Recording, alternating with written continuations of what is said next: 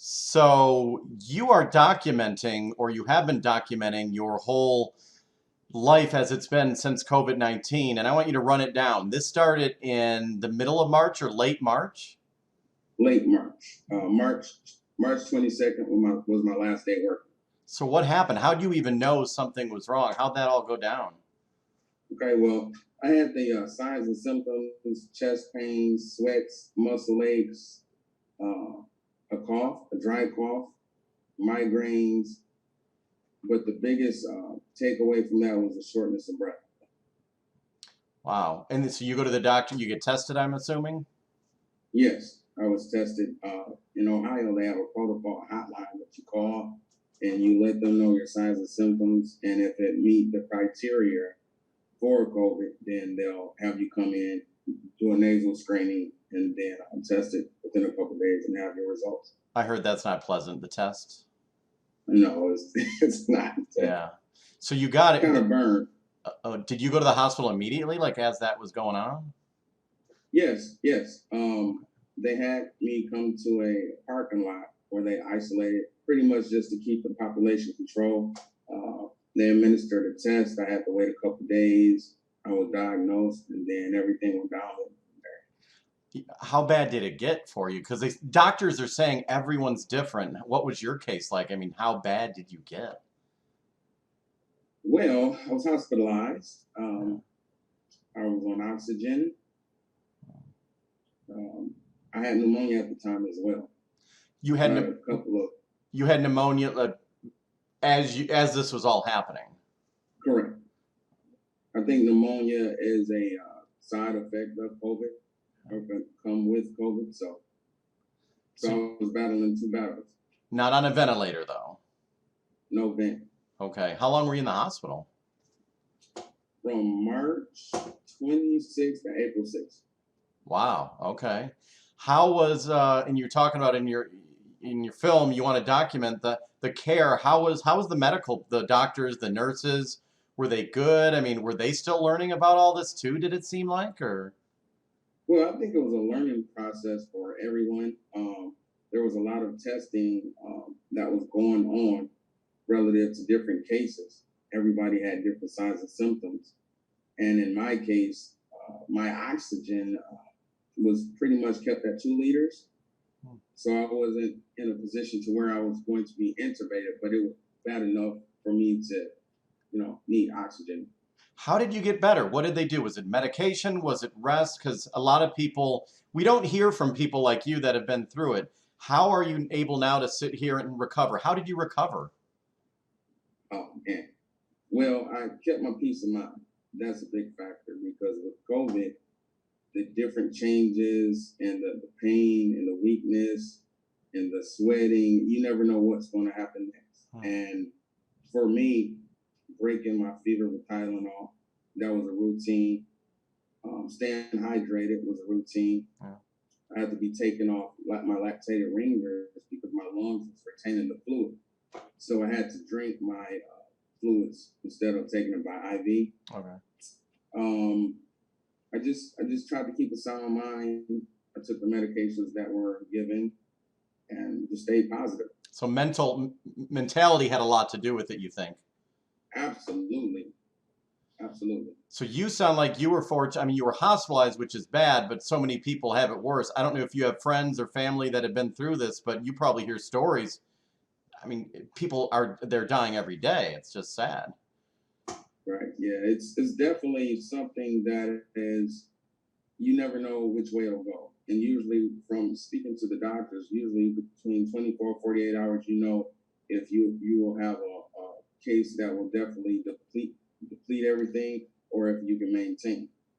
So What? when I got the 48-hour mark, then they pretty much said, okay, well, it's sustainable. Wow. And you were happy to happy as heck to hear that. Right. Do you have any idea how you may have got it? They probably asked. I mean, sometimes you don't know, I guess, right? Yeah, I had no idea. It could have been from anything. You could have been at a store Anything. or whatever. True. Yeah. And as Um, a healthcare worker, you're exposed to a lot of things. So are you a healthcare worker? yes, sir. I didn't ask that. So what do you do? You don't need to say where, but What is your? A certain protect. Oh wow. Okay. Um, Now, why document it? Why I'm interviewing you now, but I would love to see when you have it done. I don't know if you do. What purpose? Not only to tell history, but to I think it's so important to let people know from your mouth because I can't tell people what it's like. Why do you decide to do this and not just put it in your past? Why do you want to put it on tape or to digital? to bring awareness. A lot of people get it misconstrued, or they don't know the facts, or they may blow it off as something that is not real. So telling my story will enable others to experience what I experienced indirectly, to speak out to people who may contract COVID, to give them hope, to give inspiration and encouragement to them, let them know what I withstood, what I did in my trying times, and just to inspire. Are you done with the project? Or are you still I uploaded it today. now? Do you because I can link later if you have that on a social media. I can send me a link and I'll put it out there. Okay. So I can get you some, I'll get some hits on it and so forth. Okay. Um, because what do when you hear people saying, and very few, I think, say COVID is not real. I think we realize COVID is real. But when you hear stuff on TV and social media, does it make you mad sometimes? You know what? I try to block it out. I Okay. try to block it out because there's so much going on. You turn on the news and you hear about COVID. You hear about all the rest of the unfortunate events that's happening. I try to stay away from it because it kind of takes out the positivity. Is there not enough focus on the positivity? Like, for example, every day there's people recovering. Does more of that need to be put out there, more of yours? It's not a death sentence for absolutely everyone. No, no, it's not. It, And a lot of the pre-existing conditions matter too: diabetes, smoking, emphysema. It's like all of those health factors that impact your outcome as well. yeah.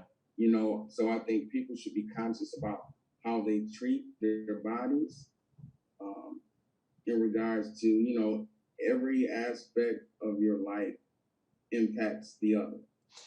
So What's your take on the masks? There's a big argument about masks. Some people make it political, but for you, I'm assuming it's about health, right? health, keeping your hands clean, not contaminating your mucous membranes, eyes, nose, mouth, things like that, things that you can prevent. Are you now? I don't. Do they know yet? Can you get it again, or do scientists know? Well, they say generally you have the antibodies after you go through it, Okay. but who knows? Hopefully not. Wow. So it doesn't. How do they know that you're like safe to go back to work? It doesn't show up in a test. I assume you probably had to get tested again. Tested. Yep. I had to take a couple more tests prior to returning to work. How would you compare this to anything else? I mean, I know I hate comparing it to the flu, but any other sickness you've had before, or is this just different? This is completely different. It's sort of like having migraines, asthma. Oh. It impacts your digestive system, um, muscle aches. I mean, that's like flu symptoms. So it's so many different factors that play a part. It's sort of like a super sickness, and the respiratory is the big thing. Does it stop you living your life now, or what's your mental take on it? I have a greater respect for life. Not that I hadn't had a respect for life, but it opens your eyes to how short life can be. Yeah. And I don't know.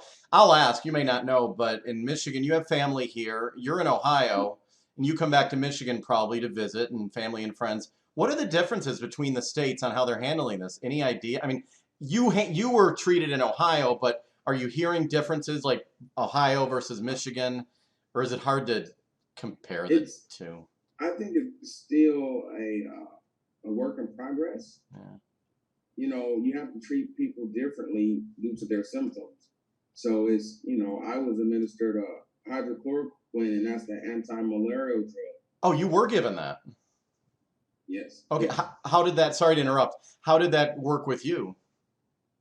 Well, I mean, I'm alive, Well, so that's it true. may it may have or have not, you know, um, that have to be given with the antiviral as well. So it's kind of a toss up, and with the death tolls and the individuals who's getting sick, some people lose taste, some people lose a sense of smell. So it's so many factors, you know, that it's kind of hard to tell.